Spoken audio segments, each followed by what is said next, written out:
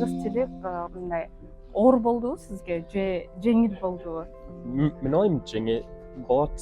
Неме азыр мен орусча окуйм, анан ошол аябай кийин мен эч нерсе түшүнбөйм. Грамматика бир аз оор, мекалык ар үчүн жана ун оор. О мындай мекалыктар оңой эмес. Кыргыз тили жана япон тили грамматика окшош. Ошондуктан мен үчүн грамматика, кыргыз тили оңой деп ойлойм. Бирок айтары аябай кыйын. Мисалы деген сөзү кыргыз тилинде көп. Ар бир мүчөсүнүн конструктору бар экен. Көп логика бар. Анан грамматика кыйын. Анткени англисчеде этиш сүйлөдө биринчи болуп атат. Бирок кыргызчада бул этиш сүйлөдүн аягында. Кайсы сөздү жаттап алуу оңой болду? Мага жаны барлар жакшы экен. Азамат. Биринчи сөз азамат болду.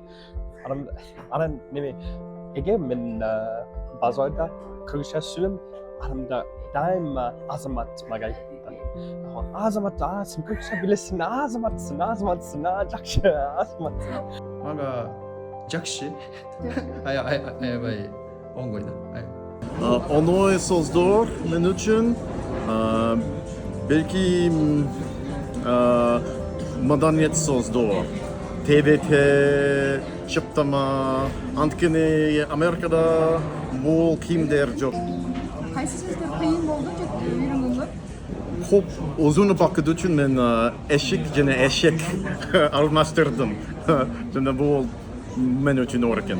Неме тахы болот. Сезимдер сөздөрү.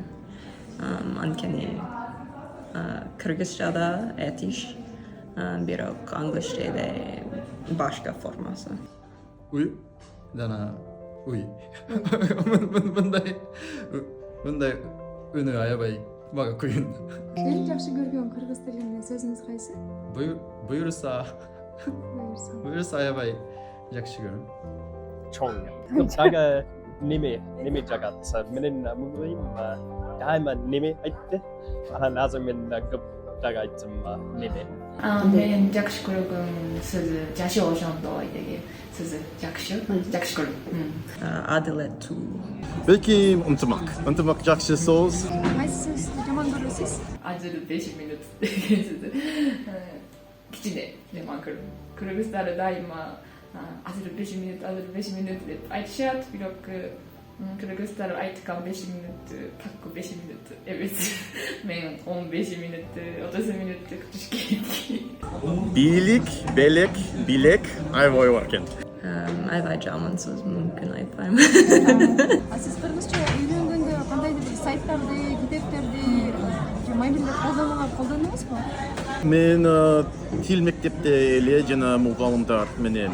Бирок көп убакта мен аудио жаздым мугалымдар менен. Жана мен ойдо кайталайм. GPA метод, бул метод менен бөлүктөрдүн окшош. Мисалы үчүн кол бул мугалым мага айтат. Мен дайыма мугалим менен окуйдум. Эң биринчи Кыргызстанга келгенден бери 2 ай Япониядын окуу борборунда кыргыз тили үйрөндүм. Анан Бишкекте дагы 1 ай үйрөндүм. Анан 1,5 жыл ичинде карекалары жана окуучулардан кыргыз тили үйрөнүп жатам. Кыргыз тилин үйрөнүп аткандарга кандай кеңеш бересиз? Кыргыздар менен сүйлөшүш керек. Кыргыздар аябай ынтымактуу. Ошондуктан кыргыздар менен көп сүйлөшүш керек. Так, бул процесс бир аз оор экен. Жана бир күн жетпейт, 1 ай жетпейт, 1 жыл жетпейт. Процесс жана бир күндөн күнгө тынч керек. Биринчиде көп үгүш керек, анткени бул тилде жүрүк бар, чоң жүрүк бар. убакыт ошол жүрүктү түшүндүрүү үчүн керек. Андан кийин сезиш керек. Мен ойлойм баары тил ушундай эге көп практика болсо анан тез өнөт. Эге музыкага койсун ушул 5-10 мүнөт эле анан убакыт менен болот.